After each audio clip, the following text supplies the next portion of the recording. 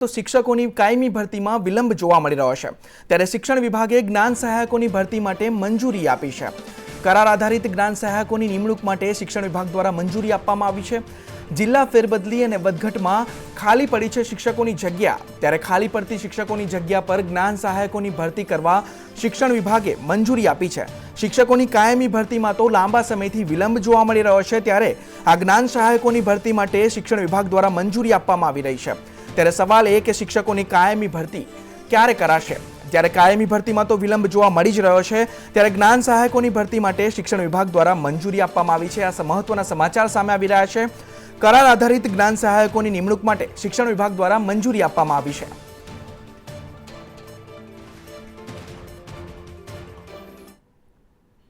તો આ તરફ વડોદરામાં MS યુનિવર્સિટીની સમરસ હોસ્ટેલ ફરી વિવાદમાં આવી છે। વિદ્યાર્થીઓએ હોસ્ટેલના આંગણામાં વિરોધ કર્યો છે।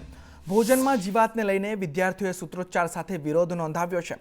મેનેજમેન્ટને વારંવાર રજૂઆત છતાં કોઈ નિરાકરણ નથી આવતું તેવું વિદ્યાર્થીઓ કહી રહ્યા છે। MS યુનિવર્સિટીની સમરસ હોસ્ટેલ ફરી વિવાદમાં આવી છે। જમવામાં જીવાતો નીકળી છે। જીવાતના દ્રશ્યો પણ સામે આવ્યા છે, જેને લઈ વિદ્યાર્થીઓએ હોસ્ટેલના પટાંગણમાં વિરોધ નોંધાવ્યો છે, સૂત્રોચ્ચાર પણ કર્યા છે। અને વિદ્યાર્થીઓ કહી રહ્યા છે કે આ મુદ્દે મેનેજમેન્ટને વારંવાર રજૂઆત કરી છે, છતાં પણ મેનેજમેન્ટ દ્વારા કોઈ નિરાકરણ લાવવામાં નથી આવતું। સરકાર ગ્રાન્ટ આપે છે તે ક્યાં જાય છે તેવું પણ વિદ્યાર્થીઓએ નિવેદન આપ્યું છે। અને નિરાકરણ નહીં આવે તો ઉગ્ર આંદોલનની પણ ચીમકી ઉચ્ચારવાનું વિદ્યાર્થીઓએ કહ્યું છે।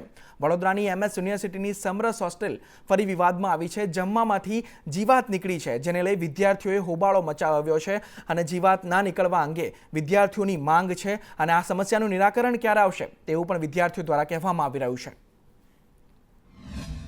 500 સ્ટુડન્ટનું અહીંયા આપણું એડમિશન હોય છે, પણ વાત જો કરવામાં તો મેરિટ બેઝ એડમિશન તો થાય જ છે બધાનું। કોઈ સ્ટુડન્ટ અહીંયા એવી રીતે ગેરકાયદેસર પણ આવતું નથી। તો વાત કરવામાં આવે તો જમવાની બાબતનું આજે જે જીવડું નીકળ્યું છે ને એ પહેલી વાર નથી। આની પહેલાં પણ છોકરાઓ હરેક વખતે કંઈક ને કંઈક પ્રોબ્લેમનો સામનો કરે છે। પાણીવાળું ખાવાનું આપે છે, ક્વોલિટીનું નથી હાઇજેનિક ખાવાનું। ઉપર જતાં વાત કરવામાં આવે ને તો 1 મહિનાથી વધારે સમય થઈ ગયો તો છોકરાઓને પાણી નથી આવતું ટાઈમે। છોકરાઓ નાઈ નહીં જાય, છોકરાઓને ભણવું કોલેજે ટાઈમ પર જઈ નહીં શકતા। તો જો સૌથી આપણી બેઝિક નીડ વાત કરવામાં આવે પ્રાથમિક જરૂરિયાત, તો પાણી આપણી પ્રાથમિક જરૂરિયાત છે ને જમવાનું, તો એ પણ છોકરાને સરખી રીતે મળતું નથી। તો આ તરફ વલસાડ જિલ્લાના કપરાળામાં ગોજારી ઘટના બની છે। વાપીની કોલેજના 4 વિદ્યાર્થીઓ જેઓના મોત નિપજ્યા છે। 8 વિદ્યાર્થીઓ રોહિયાળ તલાટ ગામે ફરવા ગયા હતા અને 5 વિદ્યાર્થીઓ કોહલક નદીમાં નાહવા પડ્યા હતા, જ્યારે 4 વિદ્યાર્થીઓના ડૂબી જવાથી મોત નિપજ્યા છે। એક વિદ્યાર્થીને બહાર કાઢી સારવાર માટે ખસેડવામાં આવ્યો છે। એક વિદ્યાર્થીઓને બચાવી લેવામાં આવ્યો છે। 5 વિદ્યાર્થીઓ નાહવા પડ્યા હતા, તેમાંથી 4 વિદ્યાર્થીઓના કરુણ મોત નિપજ્યા છે અને એક વિદ્યાર્થીને બહાર કાઢી સારવાર માટે ખસેડવામાં આવ્યો છે। કપરાળા પોલીસે સમગ્ર મામલે તપાસ પણ હાથ ધરી છે। વાપીની કોલેજના 4 વિદ્યાર્થીઓ વલસાડ જિલ્લાના કપરાળામાં ગોજારી ઘટના બની છે। 8 વિદ્યાર્થીઓ રોહિયાળ તલાટ ગામે ફરવા ગયા હતા અને ફરતી વખતે તેઓ નદીમાં નાહવા પડ્યા હતા। કોહલક નદી જે છે તેમાં 5 વિદ્યાર્થીઓ નાહવા પડ્યા હતા, તેમાંથી 4 વિદ્યાર્થીઓના કરુણ મોત નિપજ્યા છે અને એક વિદ્યાર્થીને બચાવી લેવામાં આવ્યો છે। પોલીસે વધુ તપાસ પણ આ મામલે હાથ ધરી છે।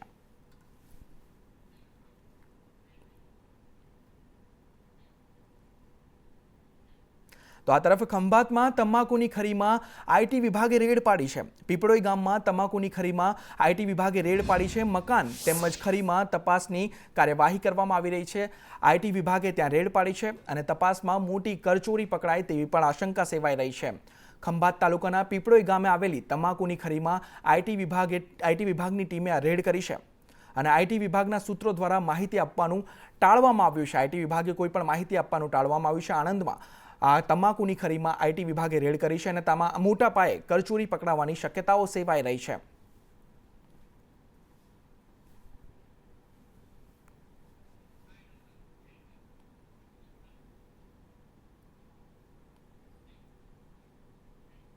તો વાત રાજકોટની કરીએ તો રાજકોટમાં સાવકા પિતાએ દીકરી પર દુષ્કર્મ આચર્યું। સાવકા પિતાએ જ તેને મિત્ર સાથે મળીને તેની દીકરી પર દુષ્કર્મ આચર્યું છે। આ ઘટના સામે આવી રહી છે। પોલીસે સાવકા પિતા અને તેના મિત્રને ઝડપી પાડ્યો છે અને દુષ્કર્મ આચરી યુવતીને મારી નાખવાની ધમકી પણ પિતા દ્વારા આપવામાં આવી હતી। આ સાવકા પિતાએ જ તેના મિત્ર સાથે મળી રાજકોટની આ ઘટના છે કે તેના મિત્ર સાથે મળી પિતાએ દીકરી પર દુષ્કર્મ આચર્યું અને તેને જાનથી મારી નાખવાની ધમકી પણ પિતા દ્વારા આપવામાં આવી હતી। ત્યારે પોલીસે યુવતીની માતાની શોધખોળ હાથ ધરી છે અને પિતા વિરુદ્ધ ગુનો નોંધ્યો છે।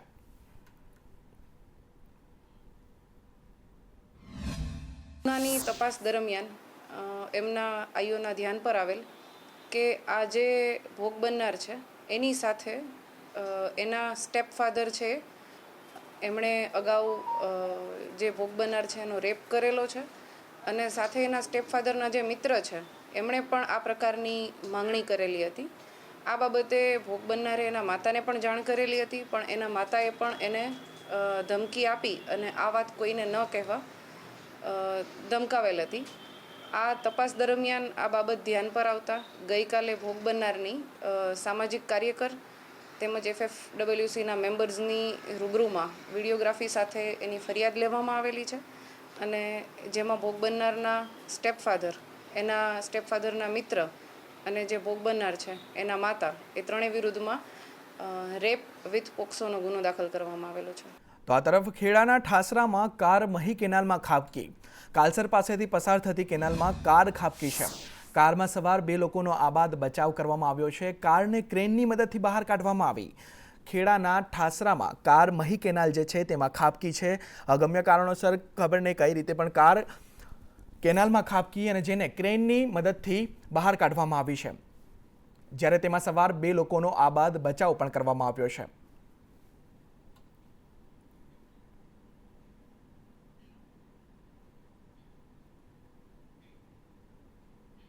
તો વાત સુરતની કરીએ તો સુરતમાં બસ અને કાર વચ્ચે અકસ્માત સર્જાયો. સરથાણા ઓવરબ્રિજ પર આ અકસ્માત થયો અને ખાનગી સ્કૂલની બસ અને કાર વચ્ચે અકસ્માત સર્જાયો હતો. જોકે અકસ્માતમાં સદનસીબે કોઈ જાનહાનિના સમાચાર નથી. અકસ્માતને પગલે બ્રિજ પર ટ્રાફિક જામ પણ જોવા મળ્યો હતો અને પોલીસે ઘટના સ્થળે પહોંચી ટ્રાફિક હળવો કરાવ્યો હતો. જે સ્કૂલ બસ હતી તે સ્કૂલ બસ અને કાર વચ્ચે ટક્કર થઈ હતી, પણ અકસ્માતમાં વાત એ છે કે સદનસીબે કોઈ જાનહાનિ નથી થઈ, કોઈ જાનહાનિના સમાચાર નથી. પરંતુ અકસ્માતને પગલે બ્રિજ પર ટ્રાફિક જામ, લાંબો ટ્રાફિક જામ સર્જાયો હતો, જેને પોલીસે ઘટના સ્થળે પહોંચી ટ્રાફિક હળવો કરાવ્યો હતો અને પોલીસે આ કામગીરી કરી હતી.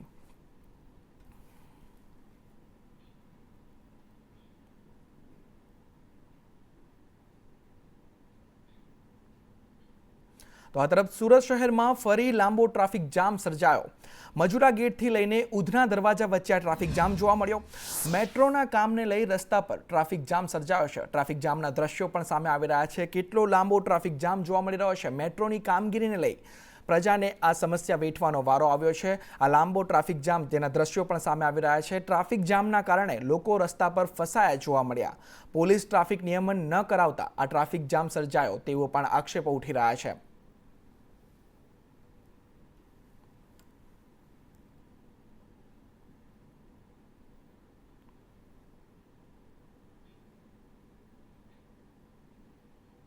તો આ તરફ પ્રયાગરાજથી પરત ફરતા અકસ્માત નડ્યો છે. પંચમહાલના કાલોલના યાત્રિકોને આ અકસ્માત નડ્યો છે. તેઓ પ્રયાગરાજથી પરત ફરી રહ્યા હતા. પંચમહાલના કાલોલના યાત્રિકો પ્રયાગરાજ મહાકુંભમાં દર્શન કરી સંગમ તીર્થમાં સ્નાન કરી યાત્રાળુઓ પરત ફરી રહ્યા હતા. તે દરમિયાન તેઓને અકસ્માત નડ્યો. ડ્રાઈવરને ઝોકું આવી જતા બસ પલટી ખાઈ ગઈ. 10થી વધુ યાત્રિકો ઇજાગ્રસ્ત થયા છે. મધ્યપ્રદેશના મંદસોર નજીક આ અકસ્માત થયો હતો. ઘટનામાં ડ્રાઈવરને ઝોકું આવી જતા બસ પલટી ખાઈ ગઈ હતી. 10 લોકો ઇજાગ્રસ્ત થયા છે, જેઓને સારવાર અર્થે ખસેડવામાં આવ્યા છે. મધ્યપ્રદેશના મંદસોર નજીક આ અકસ્માતની ઘટના સર્જાઈ હતી.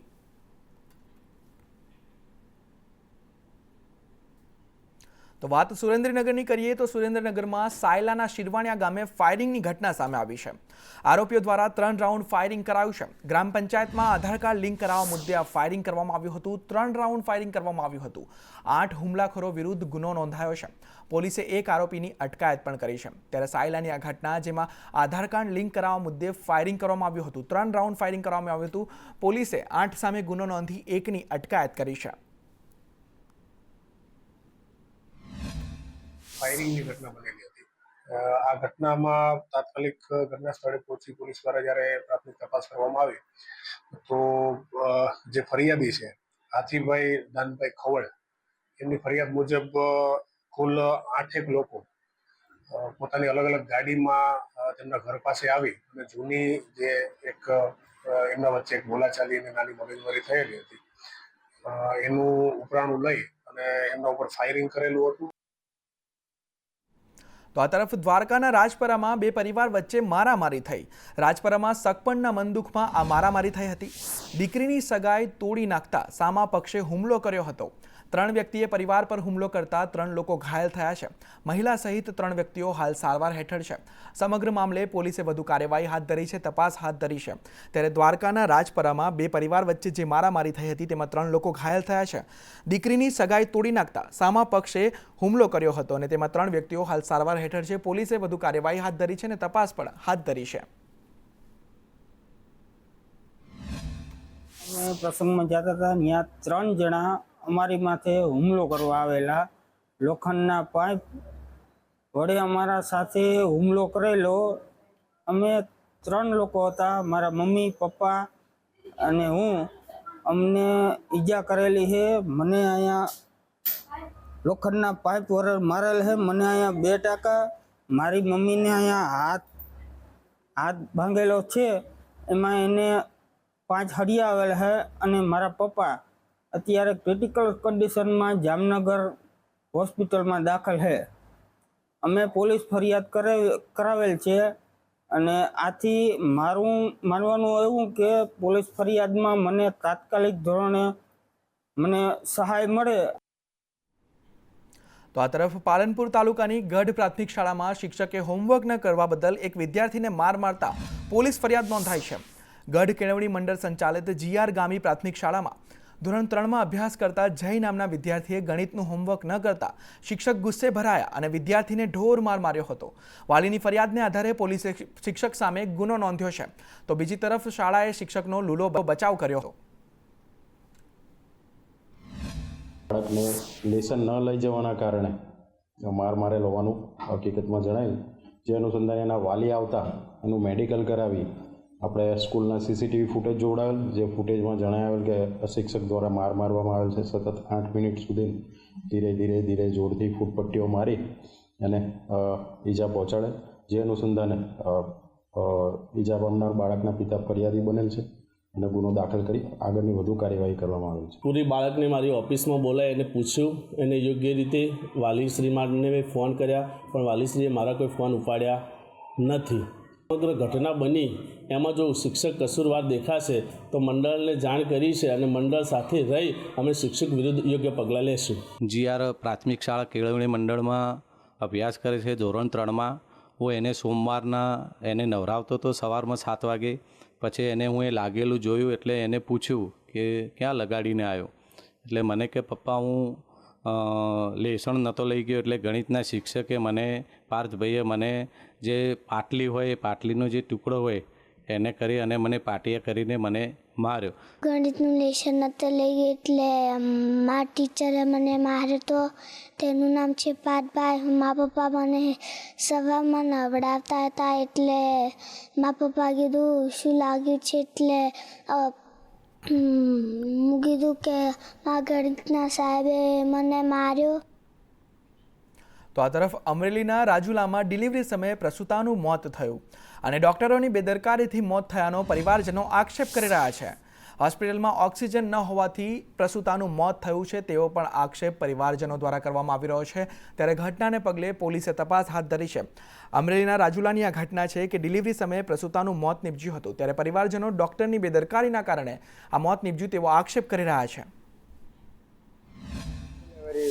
ઉપરથી બાળક લેવાનું છે બરોબર. મેં બધું વાંધો ને સહી સિક્કા કરી નાખ્યા હતા ને બાળક બધું તૈયાર થઈ ગયું છે બરોબર. પણ સાહેબો બધા અવર જવા મળ્યા છે એટલે મેં સાહેબને થોડી વાર પૂછ્યું તો સાહેબ તમે કેમ તબિયત કંઈ ખરાબ છે? તો સાહેબે એમ કીધું કે તમારે તાત્કાલિક હોસ્પિટલ બદલવું પડશે. એટલે મેં બધું વાંધો નહીં. એટલે કેવી રીતે?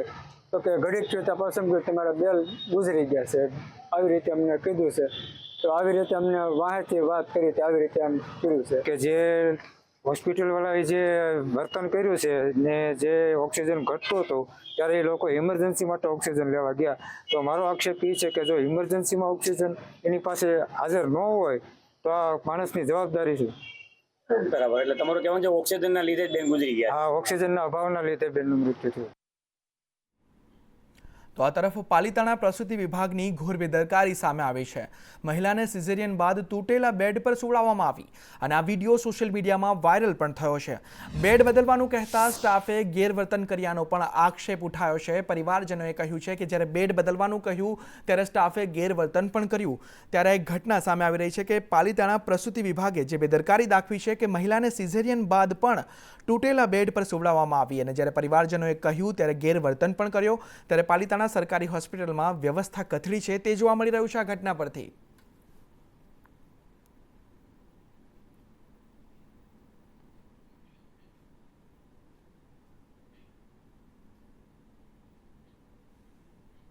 તો રાજકોટમાં પાયલ હોસ્પિટલની જે ઘટના સામે આવી છે કે મહિલાઓની સારવારના જે સીસીટીવી વાયરલ થયા છે તે સીસીટીવીને લઈ રાજકોટમાં લોકોનો આક્રોશ જોવા મળી રહ્યો છે. પાયલ હોસ્પિટલની બહાર મહિલાઓએ હલ્લાબોલ કર્યો, મહિલાઓએ વિરોધ નોંધાવ્યો.